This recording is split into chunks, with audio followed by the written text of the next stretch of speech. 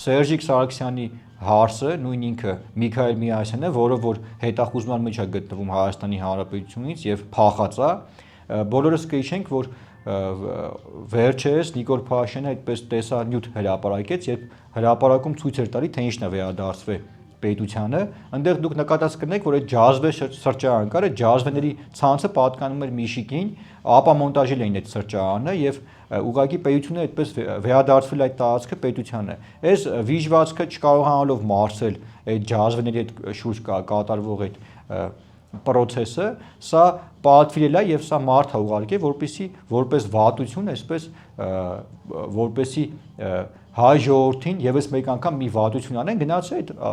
Սովետաշինի այդ զիբիլյանոցը վառել են սրանք, սա Միշիկի զակազն է եւ նորից եմ նշում, այդտեղ պետք է մենք կապը տեսնենք այդ ջազվեների հետ կապված, որովհետեւ ապա մոնտաժվել է, վերադարձվել է պետության այդ տարածքը, սա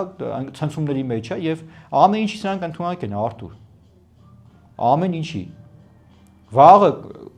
ես չեմ բացառում, որ վաղը սրանք ադրբեջանական ֆորմա հագնեն եւ հարձակվեն Հայաստանի Հանրապետության վրա Ադրբեջանի կողմից։ Գնան պայմանագիր կապեն, դե ասեն մենք ուզում ենք կռվենք։